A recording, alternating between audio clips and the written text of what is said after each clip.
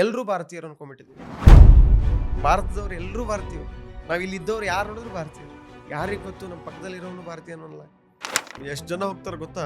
Population ಹಿಂಗಿದ್ದಿದ್ದು ಹಿಂಗಿಳಿದ್ದು ಅಷ್ಟೊಂದು ಜನ illegal immigrants ಇದ್ದಾರೆ. ಅಷ್ಟೊಂದು ಜನಕ್ಕೆ ಆಧಾರ್ ಕಾರ್ಡ್ ಕೊಟ್ಟಿದ್ದೀವಿ, ಅಷ್ಟೊಂದು ಜನ ವೋಟರ್ ಐಡಿ ಕೊಡ್ತಿದ್ದೀವಿ. ಅವರಿಗೆಲ್ಲ ಇಂಡಿಯನ್ ಸಿಟಿಜನ್ಸ್ ಅಂತ ಹೇಳಿ ಐಡೆಂಟಿಟಿನೇ ಕೊಡಕ್ಕೆ ಶುರು ಮಾಡ್ಬಿಟ್ಟಿದ್ವಿ. Everywhere in the city, nobody has visa, nobody has permits. You are permitting them to stay. ಅಷ್ಟು ವೀಕ್ ಐತಿ. ನಮ್ಮ ಮುಂದೆ ಅಡ್ಡಾಡಕತ್ತಾರ ಅವ್ರು ಹೇಳ್ಕೊಂಡು ಅಡ್ಡಾಡಕತ್ತಾರ ನಾ ಬಾಂಗ್ಲಾದೇಶದಿಂದ ಬಂದೀನಿ ಅಂತ. ಸೊ ಅಷ್ಟು ವೀಕ್ ಐತಿ ನಮ್ಮ ಲಾ. ಅವರು ಕೆಲವರೆಲ್ಲ ಬೇರೆ ಬೇರೆ ಐ ಡಿ ಕಾರ್ಡ್ಗಳು ಮಾಡಿಸ್ಕೊಂಡಿದ್ದಾರೆ. I have to tell you this one thing. ಬಿಹಾರಲ್ಲಿ ಒಬ್ಬ ಲೇಡಿ ಮೊನ್ನೆ ಜಸ್ಟ್ ಒಂದು 6 months ಬ್ಯಾಕ್ 75 years ಲೇಡಿ ಬಂದು ನನಗೆ ಈಗ ವೋಟರ್ ಐ ಡಿ ಮಾಡಿಸ್ಕೊಡ್ಸು. ಮೊಹರಂ ಮಾಡ್ತಾರೆ ನಮ್ಮೂರಲ್ಲಿ.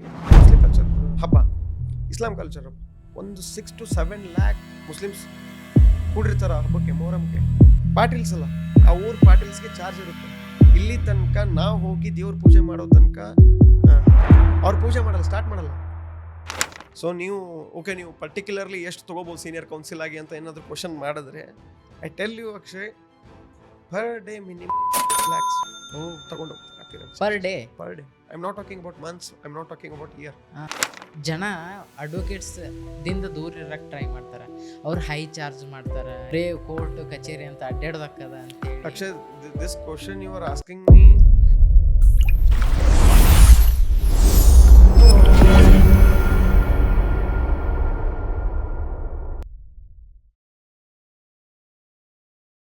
ಕರಿ ಕೋಟ್ ಹಾಕೊಂಬರ್ತಾರ, ಬಿಳಿ ಹಳ್ಯಾಗ ಬರೀತಾರ.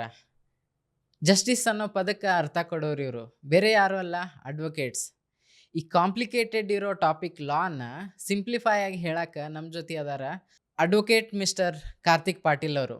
ಇವರು ಕಾರ್ತಿಕ್ ಪಾಟೀಲ್ ಅಸೋಸಿಯೇಟ್ಸ್ನ ಫೌಂಡರ್ ಅದಾರ. Sir, welcome to Kannada head master. ನಮಸ್ತೆ ಅಕ್ಷಯ್. ಹೆಂಗದ್ರಿ? I am very good. ನೀವು ಹೆಂಗದ್ರಿ? ನಾವು ಮಸ್ತ್ ಅದೀನಿ ನೋಡ್ರಿ. ಸೊ ನಾ ಹಾಗೆ ಇದು ಕಾಂಟ್ಯಾಕ್ಟ್ಸ್ ಲಿಸ್ಟ್ ಚೆಕ್ ಮಾಡೋ ಹೊತ್ನಾಗ ನಾನು ನೋಡಕತ್ತಿದ್ದೆ, ಡಾಕ್ಟರ್ ಫ್ರೆಂಡ್ಸ್ ಅದಾರ, ಇಂಜಿನಿಯರ್ಸ್ ಫ್ರೆಂಡ್ಸ್ ಅದಾರ, ಗೌರ್ಮೆಂಟ್ ಎಂಪ್ಲಾಯಿ ಫ್ರೆಂಡ್ಸ್ ಅದಾರ. ಅಡ್ವೊಕೇಟ್ಸ್ ನೋಡಿದ್ರೆ ಒಂದು ಇಲ್ಲ ಇಬ್ರು ಇರ್ತಾರ. ಇದು ಯಾಕೆ ಹಿಂಗೈತಿ? ಹಂಗೇನಿಲ್ಲ, ನೀವು ಹೇಳ್ದಂಗೆ ಅಷ್ಟೊಂದೇನು ಕಮ್ಮಿ ಅಂತೂ ಇಲ್ಲ. ಅಡ್ವೊಕೇಟ್ಸ್ ಅದಾರ, ಭಾಳ ಅಡ್ವೊಕೇಟ್ಸ್ ಅದಾರ. ಬಟ್ ಎಲ್ಲರೂ ಹೆಂಗೆ ಪ್ರಿಫರ್ ಮಾಡಕ್ಕೆ ಹೊಂಟಾರಂದ್ರೆ, ಅಡ್ವೊಕೇಟ್ಸ್ ಅಂದ್ರೆ only high court, supreme court advocates. ಹೈಕೋರ್ಟ್ನಾಗ ಯಾರು ಪ್ರಾಕ್ಟೀಸ್ ಮಾಡ್ತಾರೆ ಓನ್ಲಿ ಅವರಷ್ಟೇ ಅಡ್ವೊಕೇಟ್ಸ್ ಅನ್ಕೊಳ್ಳೋದು. ಆ ಇಶ್ಯೂ ನಡೆದೈತಿ ಈಗ. So district court, trial court ಅಡ್ವೊಕೇಟ್ಸಿಗೆ ಅಷ್ಟೊಂದು ವ್ಯಾಲ್ಯೂ ಸಿಗತ್ತಿಲ್ಲ. ಅದೊಂದು ಕೋರ್ ಇಶ್ಯೂ ನಮ್ಮ ಸ್ಟೇಟ್ ಒಳಗಾಗಲಿ ಇಲ್ಲ ನಮ್ಮ ಕಂಟ್ರಿ ಒಳಗಾಗಲಿ ಇರೋದು. ಅದೊಂದು ಕೋರ್ ಇಶ್ಯೂ ಐತಿ. ಡಿಸ್ಟ್ರಿಕ್ಟ್ ಅಡ್ವೊಕೇಟ್ಸಿಗೆ, ಟ್ರಯಲ್ ಅಡ್ವೊಕೇಟ್ಸಿಗೆ ಆ ಲೆವೆಲಿಗೆ ಅವ್ರಿಗೆ ರೆಕಗ್ನಿಷನ್ ಸಿಗ್ತಿಲ್ಲ. ಸೊ ಅದೇ ಹೇಳ್ತೀನಲ್ಲ. ಆಮೇಲೆ ನೀವೇ ಆಗಲಿ, ಎಲ್ಲರೂ ಈಗ ಬೇರೆ ಪ್ರೊಫೆಷ್ನಲ್ಸ್ ಎಲ್ಲರೂ ಬಂದಾಗ ಫಸ್ಟ್ ಅವ್ರು ಕಾಲ್ ಮಾಡಿದಾಗ ಯಾರು ಅಡ್ವೊಕೇಟ್ಸ್ ಟ್ರಯಲ್ ಕೋರ್ಟ್, ಡಿಸ್ಟ್ರಿಕ್ಟ್ ಕೋರ್ಟಿಗೆ ಅಡ್ವೊಕೇಟ್ಸಿಗೆ ಕಾಲ್ ಮಾಡಿ ಕೇಳ್ಬೇಕಂತ ಅನ್ನೋದು ಇಲ್ಲಿ ತನಕ ನಾನಂತರೂ ನೋಡಿಲ್ಲಪ್ಪ. ಯಾರು ಕೇಳಿದ್ರು, ಸರ್ ಎಲ್ರಿ ಹೈಕೋರ್ಟ್ನಾಗೆ ಮಾಡತ್ತೀರೇನು ಪ್ರಾಕ್ಟೀಸ್ ಅಂತ ಕೇಳ್ದ. ಓಕೆ, ಈ ಒಂದು ಮನಸ್ಥಿತಿಯಿಂದ ಏನಾಗತ್ತೈತಂದ್ರೆ, ಟ್ರಯಲ್ ಕೋರ್ಟ್ ಅಡ್ವೊಕೇಟ್ಸಿಗೆ ಆ ರೆಕಗ್ನಿಷನ್ ಸಿಗ್ತಿಲ್ಲ, ವ್ಯಾಲ್ಯೂ ಅಷ್ಟು ಕೊಡಾಕತ್ತಿಲ್ಲ. ನೀವು ಅಂದ್ರಲ್ಲ ಕಾಂಟ್ಯಾಕ್ಟ್ಸ್ ನಂಬರ್ನಾಗ, ಎಲ್ಲರ ಕಾಂಟ್ಯಾಕ್ಟ್ಸ್ ನಂಬರ್ನಾಗ ಹೈಕೋರ್ಟ್, ಸುಪ್ರೀಂ ಕೋರ್ಟ್ ಲಾಯರ್ಸ್ ಇರ್ಬೇಕಂದ್ರೆ ಮತ್ತೆ ಹೆಂಗೆ ಸಿಗ್ತದೆ ಅದು? ಎಲ್ಲ ಇಂಜಿನಿಯರ್ಸ್, ಡಾಕ್ಟರ್ಸ್.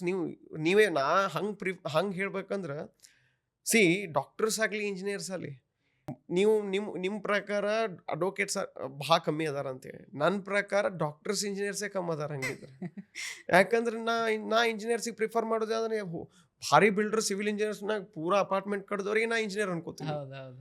ಇಲ್ಲ ಅಂದ್ರೆ ಪೂರ್ತಿ ಇಲ್ಲ ಗೌರ್ಮೆಂಟ್ ಆಫೀಷಿಯಲ್ಸ್ನ. ಈಗ ಎಲೆಕ್ಟ್ರಿಕ್ ಇಂಜಿನಿಯರ್ಸ್ ಆಗಲಿ, ಅವರು ಈಗ ಇಲ್ಲಪ್ಪ ನಮ್ಮ ಕರ್ನಾಟಕ ಬೋರ್ಡ್ನಾಗ ಬಂದ್ರೆ KPTCL ಅನ್ಕೊಟ್ರಿ, ಕರ್ನಾಟಕ ಪವರ್ ಟ್ರಾನ್ಸ್ಮಿಷನ್ ಲಿಮಿಟೆಡ್ ಅನ್ಕೊರಿ. ಅದ್ರೊಳಗೆ ಅಲ್ಲಿ ಕೆಲಸ ಮಾಡೋರಷ್ಟೇ ಇಂಜಿನಿಯರ್ಸ್. ನನಗೆ ಎಲೆಕ್ಟ್ರಿಕಲ್ ಇಂಜಿನಿಯರ್ಸ್ ಭಾಳ ಜನಕ್ಕೆ ಅವ್ರು ಎಫರ್ಟ್ ಹಾಕಿರ್ತಾರೆ. ಅವರೆಲ್ಲ ಮುಂದೆ ಬಂದಿರ್ತಾರೆ ಪ್ರೊಫೆಷನ್ಸ್. ಬಟ್ ಅವ್ರಿಗೆ ಆ ರೆಕಗ್ನಿಷನ್ ಸಿಗ್ತಿಲ್ಲ. ಇನ್ನೊಂದು ಹೇಳ್ಬೇಕು ಅಂದ್ರೆ, ಮೇನ್ ಈಗ ಇಂಜಿನಿಯರ್ ಅಂತ ಹೇಳಿದ್ರಲ್ಲ, ಸೊ ಈಗ ಸಿವಿಲ್ ಇಂಜಿನಿಯರ್ಸ್ ಫಸ್ಟ್ ಮಾಡೋದೇನು, ಮನೆ ಕಟ್ಟಬೇಕಾದ್ರೆ ಡಯಾಗ್ರಾಮ್ ಹಾಕಿ ಪಾಯ ಹಾಕ್ತಾರೆ ಮನೆಗೆ. ಮೇನ್ ಪಾಯ ಹಾಕೋದೇ trial court advocates, then high court advocates ಹತ್ರ ಎಲ್ಲ ಹೋಗೋದು. ಟ್ರಯಲ್ ಕೋರ್ಟ್ಸ್ ಇರೋ ಅಡ್ವೊಕೇಟ್ಸಿಗೆ ಅಷ್ಟು ಅಂಡರ್ ವ್ಯಾಲ್ಯೂಡ್ ಅದಾರ ಅನ್ನಿಸ್ತದ ನಿಮ್ಗೆ ಅಂದ್ರೆ? ಸೊ ಬೇಸಿಕಲಿ ಹಂಗೆ ಹೇಳ್ಬೇಕಂದ್ರೆ, ಅವ್ರು ಅಂಡರ್ ವ್ಯಾಲ್ಯೂ ಅನ್ನೋಕಿನ ಪ್ರಾಬ್ಲಮ್ ಏನು ಅಂದರೆ, ಟ್ರಯಲ್ ಕೋರ್ಟ್ಸಲ್ಲಿ will get a bunch of cases. ನಿಮಗೆ ಇಷ್ಟೊಂದು ವೆರೈಟಿ ಸಬ್ಜೆಕ್ಟ್ ಸಿಗುತ್ತಲ್ಲ ಅಲ್ಲಿ. ಫಾರ್ ಎಕ್ಸಾಂಪಲ್ ನಿಮಗೆ ಸಬ್ಜೆಕ್ಟ್ ಮ್ಯಾಟ್ರಲ್ಲಿ ಒಂದೇ ಸಿಗಲ್ಲ. ಅಂದರೆ ಈಗೆಲ್ಲ ಯಾವುದಾದ್ರೂ ಒಂದು ಎಕ್ಸಾಂಪಲ್ ತೊಗೊಳ್ಳಿ ನೀವು. ಈಗ ಟ್ರಯಲ್ ಬೇಸಸ್ ಅಂದ್ರೇನು, ಮೇನ್ ಕೇಸ್ ಶುರು ಆಗೋದೇ ಅಲ್ಲೇ, ಮೇನ್ ಪ್ರೊಸೀಡಿಂಗ್ ಶುರು ಆಗೋದೇ ಅಲ್ಲೇ, ಟ್ರಯಲ್ ಶುರು ಆಗೋದೇ ಅಲ್ಲೇ. ಸೊ ಅಲ್ಲಿ ನಿಮಗೆ ಒಂದು ಸಬ್ಜೆಕ್ಟ್ನಿಂದ ಇನ್ನೊಂದು ಸಬ್ಜೆಕ್ಟ್ ಇವತ್ತು ನಾನು ಮಾಡಿದ್ದೀನಿ ಅಂದರೆ ನಾಳೆ ಮತ್ತೆ ಬೇರೆನೇ ಅಂಥ ಕೇಸ್ ಸಿಗೋದೆಲ್ಲ ನಮಗೆ ಟ್ರಯಲ್ ಕೋರ್ಟ್ಸಲ್ಲಿ. ಸೊ ರೆಕಗ್ನಿಷನ್ ಏನಕ್ಕೆ ಸಿಗಲ್ಲ ಅಂದರೆ, ಈಗ ನೀವು ಹೈಕೋರ್ಟಲ್ಲಿ ಅಂತ ಬಂದರೆ most of the advocates practice only one kind of loss. ಈಗ ಇಂಡಸ್ಟ್ರಿಯಲ್ ಸ್ಪೆಷಲೈಸೇಷನ್ ಅಂದರೆ ಅವರು ಲೇಬರ್ ಲಾಸ್ ಮಾಡೋದು, ಒಬ್ಬರು ಕ್ರಿಮಿನಲ್ ಲಾಸ್ ಮಾಡೋದು, ಒಬ್ಬರು ಸಿವಿಲ್ ಲಾಸ್ ಮಾಡೋದು. ಇನ್ ಟ್ರಯಲ್ ಕೋರ್ಟ್ ಹಂಗಿಲ್ಲ, ನೀವು ಬೇಕಾದ ಕೂಡಿ ಟ್ರಯಲ್ ಅಡ್ವೊಕೇಟ್ಸ್ ಮಾಡ್ಬೇಕು ಶುರು ಮಾಡ್ಬಿಡ್ತಾರೆ ಅವರು. ಆಲ್ರೌಂಡರ್ಸ್ ಅವರು, ಸೀರಿಯಸ್ಲಿ ಆಲ್ರೌಂಡರ್ಸ್. ನಾನು ನೋಡಿದ್ದೀನಿ. ಇನ್ನು ಕೆಲವೊಂದಿಷ್ಟರಲ್ಲಿ ಹೈಕೋರ್ಟಲ್ಲಿ ನಮ್ಗೆ ಗೊತ್ತಿರೋಲ್ಲ ಪ್ರೊವಿಷನ್ಸ್ ಎಲ್ಲ ಹೇಳ್ಬಿಡ್ತಾರೆ ಅವರು. ಸರ್ ಈ ಪ್ರೊವಿಷನ್ ಸರ್ ಅಂದ್ಬಿಡ್ತಾರೆ ಅವರು. ನಾವು ಹೈಕೋರ್ಟಲ್ಲಿ ಇರ್ತೀವಿ ಕರೆಕ್ಟು, ಬಟ್ ಸ್ಟಿಲ್ ಅಲ್ಲಿಂದ ಬರೋ ನಾಲೆಜ್ ಇದೆಯಲ್ಲ, ನೆಕ್ಸ್ಟ್ ಲೆವೆಲ್ ನಾಲೆಜ್ ಅವರು ಫುಲ್ಲು. ಏನು ಅಂದರೆ ಮೊದಲು ಪಿಟಿಷನ್ ಫೈಲ್ ಮಾಡೋದ್ರ ಹಿಡ್ಕೊಂಡು, ಕ್ರಾಸ್ ಮಾಡೋದ್ರ ಹಿಡ್ಕೊಂಡು, ಎವಿಡೆನ್ಸ್ ಲೀಡ್ ಮಾಡೋದ್ರ ಹಿಡ್ಕೊಂಡು, ಆರ್ಗ್ಯುಮೆಂಟ್ಸ್ ಇಟ್ಕೊಳ್ಳೋದು, ಇದನ್ನೆಲ್ಲ ಪ್ರೊಸೆಸ್ ಅಲ್ಲಿ ರೆಡಿಯಾಗಿ ಮುಂದೆ ಏನಾದರೂ ಅಲ್ಲಿ ಕೇಸ್ ಏನಾದರೂ ಹೋಯ್ತು ಅಂದ್ಕೊಂಡ್ರೆ ಹೈಕೋರ್ಟಿಗೆ ಬರೋದು. ಸೊ ಆಲ್ರೆಡಿ ಪ್ರಿಪೇರ್ಡ್ ಆಗಿ ನಮಗೆಲ್ಲ ಸಿಗೋದು ಟ್ರಯಲ್ ಕೋರ್ಟಿಂದಾನೆ. ಅಲ್ಲಿಂದ ನಮಗೆ ಎಲ್ಲ ಪ್ರಿಪೇರ್ಡ್ ಆಗಿ, ಎಸ್ ಅವ್ರು ಬಂದು ಅದನ್ನು ಬ್ರೀಫ್ ಮಾಡ್ತಾರೆ. ಸರ್ ಹಿಂಗಾಗಿದೆ, ಈ ಇವೆಂಟಲ್ಲಿ ಹಿಂಗಾಗಿತ್ತು, ಈ ಡೇಟ್ಸಲ್ಲಿ ಹಿಂಗೆ ಬಂದಿತ್ತು. ನಮಗೆ ಫುಲ್ ಫುಡ್ ಬಂದಮೇಲೆ ನಾವು ಮೀಲ್ ತಿನ್ನೋದು ಅಷ್ಟೇ, ಹಂಗಿದೆ ಅದು. ಆಮೇಲೆ ಈಗ ಯಾರಾದರೂ advocate as a profession start ಮಾಡಿದ್ರೆ ಅವ್ರು ಡೆಫಿನೆಟ್ಲಿ ಟ್ರಯಲ್ ಕೋರ್ಟ್ನಾಗ ಫಸ್ಟ್ ಮಾಡಲೇಬೇಕು. ನಾವು ಮಾಡಿರೋ ತಪ್ಪು ಅದೇ. ಫಸ್ಟು ಸಡನ್ ಆಗಿ ಎಲ್ಲರೂ ಹೈಕೋರ್ಟ್ ಅನ್ಕೊಂಡು ಬಂದ್ವಿ. ಬಟ್ ನನ್ನ ಗಾಡ್ ಗ್ರೇಸ್, ನಾನೇನು ಅಂದರೆ ನನ್ನ one of the senior labour ಲಾ ಅಲ್ಲಿ ಈಸ್ ಅ ಸ್ಪೆಷಲೈಸ್ಡ್ ಪರ್ಸನ್. ಅವರು ಮಿಸ್ಟರ್ ಪ್ರಶಾಂತ್ BK ಅಂತ ಅಡ್ವೊಕೇಟ್. ಅವ್ರು ನನ್ನ ಫಸ್ಟ್ ಸೀನಿಯರ್. ಅವ್ರು ನನ್ನ ಟ್ರಯಲ್ ಕೋರ್ಟಲ್ಲಿ ನನ್ನ ಹೈಕೋರ್ಟ್ಗೆ ಕಳಿಸ್ತಿರ್ಲಿಲ್ಲ. ಒಂದು 2 ವರ್ಷ ನಾನು ಕಂಪ್ಲೀಟ್ ಟ್ರಯಲ್ ಕೋರ್ಟ್ ಮಾಡಿಕೊಟ್ಟು ಆಮೇಲೆ ಮತ್ತೆ ನಾನು ಆಫೀಸಿಂದ ಚೇಂಜ್ ಆಗಿ ಹೈಕೋರ್ಟಿಗೆ ಬಂದು, ಹೈಕೋರ್ಟಲ್ಲಿ ನನಗೆ ಒಳ್ಳೆ ಚಾನ್ಸ್ ಸಿಕ್ತು, ಒಳ್ಳೆ ಆಪರ್ಚುನಿಟಿ ಸಿಕ್ತು, ಒಳ್ಳೆ ಸೀನಿಯರ್ ಸಿಕ್ಕರು. ಸೊ ಹಾಗೆ ಮುಂದ್ಗಡೆ ಹೋಗಿ ಈಗ ಒಂದಿಷ್ಟು ಗೌರ್ಮೆಂಟ್ ಆಫಿಷಿಯಲ್ ಬೋರ್ಡ್ಸಲ್ಲಿ ಕೂಡ ನಾನು ಅಡ್ವೊಕೇಟ್ ಆಗಿ ಕರ್ನಾಟಕನ ರೆಪ್ರೆಸೆಂಟ್ ಮಾಡ್ತಿದ್ದೀನಿ. Nice sir, congratulation for thank that. You. And ಹಾಗೆ ಈಗ ಎಲ್ಲ ಡೊಮೇನ್ದೊಳಗು ತೊಗೊಂಡ್ರು ಈ ಸೆಕ್ಟರ್ ಒಳಗೂ ಮೇಲ್ ಡಾಮಿನೇಟೆಡ್ ಅನ್ನಿಸ್ತದ ಈ advocate field as a profession ತೊಗೊಂಡ್ರೆ? No, female? Not at all. ಅರೆ ಸಿಕ್ಕಾಪಟ್ಟೆ lady advocates, women advocates there in high court. ಬಾ, ಏನು ಹೇಳ್ತಿದ್ದೀರಿ ನೀವು? ಕೆಲವೊಂದಿಷ್ಟು ಅಡ್ವೊಕೇಟ್ಸ್ನ ನೋಡಿದ್ರೆ ನೀವು ಹೆದರ್ಕೋಬೇಕು. ಯಾಕೆ ಇಂದಿರಾ ಜೈಸಿಂಗ್ ಹೆಂಗಿದ್ದಾರೆ ಅವರು? ಒಳ್ಳೆ ಸೀನಿಯರ್ ಅಡ್ವೊಕೇಟ್ಸು, ಸೀನಿಯರ್ ಜಡ್ಜಸ್ ಹೆದರ್ತಾರೆ ಅವ್ರು ನೋಡಿದ್ರೆ, ಅವ್ರ ಆರ್ಗ್ಯೂ ಮಾಡೋದು ನೋಡಿದ್ರೆ ನೀವು. Indira Jaising supreme court senior counsel. ಹೈಕೋರ್ಟಲ್ಲಿ, ಸುಪ್ರೀಂ ಕೋರ್ಟಲ್ಲಿ ಜಾಸ್ತಿ ಜನ ಲೇಡಿ ಅಡ್ವೊಕೇಟ್ಸ್ ಆನ್ ರೆಕಾರ್ಡ್ ಇರೋದು. ಈಗ ಅಷ್ಟೊಂದು ಅಡ್ವೊಕೇಸಿಗೆ ಪ್ರಿಫರ್ ಮಾಡ್ತಾರೆ ಲೇಡಿ ಅಡ್ವೊಕೇಟ್ಸಿಗೆ. ನಾವು ಈ ಫೀಲ್ಡಿಂದ ದೂರ ಇರೋದ್ರಿಂದ ನಮ್ಗೆ ಅಷ್ಟು ಐಡಿಯಾ ಇರಲ್ಲ. ಕರೆಕ್ಟ್. ಮೇ ಬಿ ನಿಮ್ಮಂಥವ್ರು ಯಾರೇ ಹೇಳಿದ್ರೆ ನಮ್ಗೆ ಅರ್ಥ ಆಗ್ತದೆ. ನಾವು ಈಗ ನಮ್ಮ ಭಾರತದಲ್ಲಿ ಅದನ್ನ ಮಾತ್ರ ಹೇಳ್ಬೇಕು, ಅವರು ಈಕ್ವಲಿ ಕಾಂಪಿಟೇಟಿವ್ ಅದಾರ. ಈಕ್ವಲಿಗಿಂತ ಜಾಸ್ತಿನೇ ಇದಾರೆ ಈಗ. ಮೋರ್ ಕಾಂಪಿಟೇಟಿವ್ ಅನ್ಕೊಳ್ಳಿ.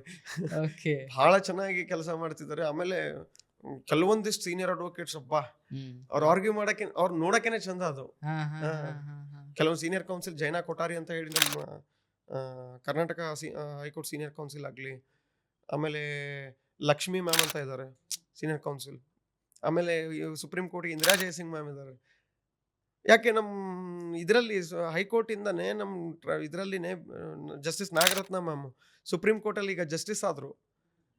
ಕರ್ನಾಟಕ ಹೈಕೋರ್ಟಲ್ಲಿ ಶಿ ವಾಸ್ ಅಡ್ವೊಕೇಟ್. ಅಲ್ಲಿಂದ ಜಸ್ಟಿಸ್ ಆಗಿ ಡೈರೆಕ್ಟಾಗಿ ಸುಪ್ರೀಂ ಕೋರ್ಟಿಗೆ ಜಡ್ಜ್ ಆಗಿ ಹೋದ್ರು. ಈಗ ಅಂದರೆ ಹೋಗಿ ಮತ್ತೆ ಒಂದು 2-3 years ನೀವು ನೋಡ್ತಿರ್ಬೇಕು. ಎವ್ರಿ ಡೇ ಒಂದೊಂದು ರಿಪೋರ್ಟೇಬಲ್ ಜಜ್ಮೆಂಟ್ಸ್ ಇರುತ್ತೆ ಮ್ಯಾಮ್ದು, ಎವ್ರಿ ಡೇ ಸುಪ್ರೀಂ ಕೋರ್ಟಲ್ಲಿ. Okay, nice.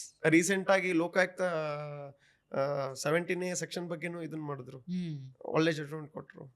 ಅದನ್ನು ನೋಡ್ಬೋದು. ಈಗ ಜನ ಅಡ್ವೊಕೇಟ್ಸ್ ದಿಂದ ದೂರ ಇರಕ್ಕೆ ಟ್ರೈ ಮಾಡ್ತಾರೆ.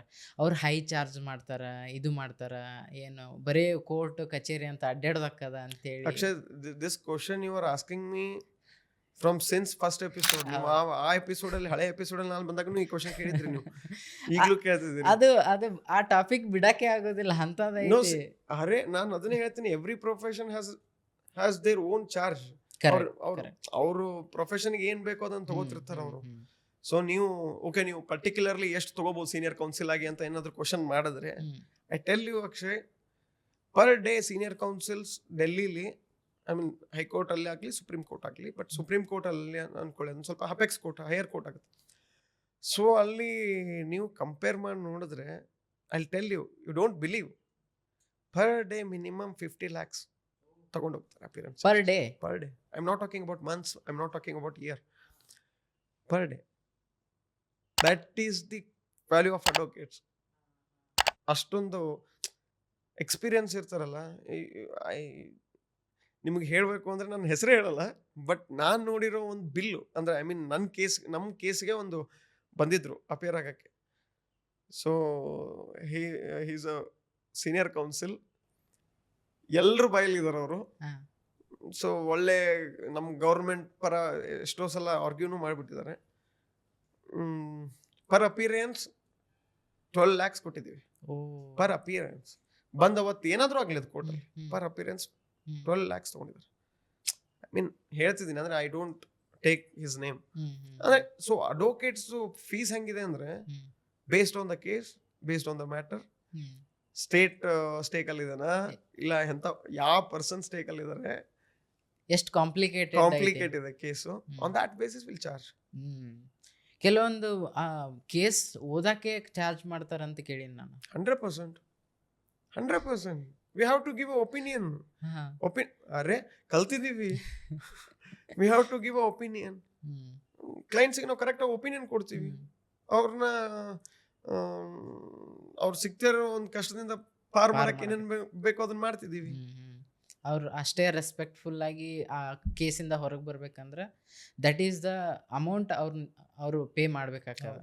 ದೇ ಹ್ಯಾವ್ ಟು ಪೇ ಅನ್ನೋಕಿನ ಈಗ ನಾನು ಆಸ್ ಆಲ್ರೆಡಿ ಸೆಡ್, ಬೇರೆ ಪ್ರೊಫೆಷನ್ಸ್ ಏನ್ ಮಾಡ್ತಾರೆ, ಈಗ ನಾನೊಂದು ಮನೆ ಕಟ್ತೀನಿ ಅಂದ್ರೆ ನಾನಾಗೆ ಕಟ್ಟಕ್ಕಾಗತ್ತ ಅದು? No, I am just giving example. Correct. ಅವ್ರ ಪಾಪ ಡಯಾಗ್ರಾಮ್ ಹಾಕ್ಬೇಕು, ಅವ್ರು ಎಷ್ಟು ಎಲ್ಲಿ ಏನೇನ್ ಬರ್ಬೇಕು ಅನ್ನೋದು ಅವ್ರು ಕರೆಕ್ಟ್ ಆಗಿ ಹೇಳ್ತಾರೆ. ಹೇಳದ್ಮೇಲೆ ಅವರು ಆ ಡಯಾಗ್ರಾಮ್ ಏನ್ ಹಾಕಿರ್ತೀರಲ್ಲ ಅದಕ್ಕೂ ನಾವು ದುಡ್ಡು ಕೊಡ್ತೀವಿ.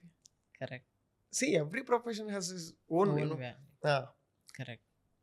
ಆಮೇಲೆ ಇವ್ರ ಜೊತೆ ಇನ್ನೊಂದು ನಾನು ಮೊದಲೇ ಪಾಡ್ಕಾಸ್ಟ್ ಮಾಡೀನಿ, ಅದನ್ನು ಹೋಗಿ ನೋಡ್ರಿ. ಸೊ ಅದು ಲಾಸ್ಟಲ್ಲಿ ನಿಮ್ಗೆ ಕಾಣ್ತದ.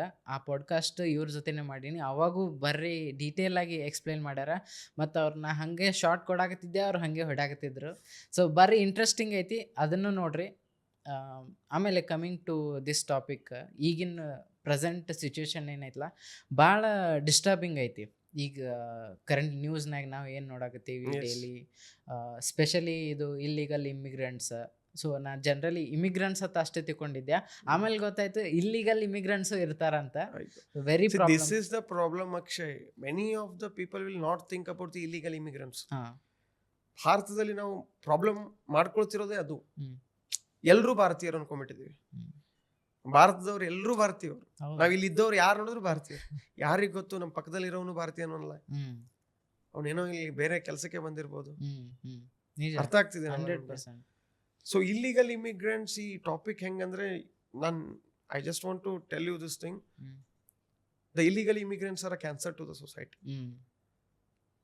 They came here for their purpose. ಒಂದು ಪರ್ಪಸ್ ಇಂದ ಬಂದಿದ್ದಾರೆ ಅವರು. ಆ ಪರ್ಪಸ್ನ ನಾವೇನಾದರೂ ಇಲ್ಲಪ್ಪ ಅವ್ರು ಏನು ಕ್ವಶನ್ ಮಾಡ್ದೇನೆ ಹಾಗೆ ಬಿಟ್ರೆ ಮುಂದೊಂದಿನ ಭಾರತನೇ ನಮ್ಮ ಕೈಲಿ ಇರಲ್ಲ. ಸಿ ಅವರು ಬೇರೆ ದೇಶದಿಂದ ಈ ದೇಶಕ್ಕೆ without any authorisation, without any identification ಬಂದು ಇಲ್ಲಿ ತಮಗೆ ಬೇಕಾಗಿರೋದನ್ನ ಫುಲ್ಫಿಲ್ ಮಾಡ್ಕೊಂಡು ಹೋಗ್ತಿದ್ದಾರೆ. ಅವರು ಹೋಗ್ತಿಲ್ಲ, ಇಲ್ಲೇ ಉಳಿತಿದ್ದಾರೆ ಅವರು.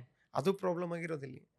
ಸಿ ಇಲ್ಲಿಗಲ್ ಇಮಿಗ್ರೆಂಟ್ಸ್ ಟಾಪಿಕ್ ಬಂದಾಗೆಲ್ಲ ಅದೇ ಸ್ವಲ್ಪ ಏನೋ ಇದು ಒಂದು ವಾಸ್ಟ್ ಟಾಪಿಕ್. ಭಾರತದವ್ರನ್ನ ವಿಚಾರ ಮಾಡಬೇಕು, ಅವ್ರನ್ನ ಯಾವ ರೀತಿ ಇಲ್ಲಿಂದ ಭಾರತದಿಂದ ಅವ್ರ ದೇಶಕ್ಕೆ ಮತ್ತೆ ಕಳಿಸ್ಬೇಕು.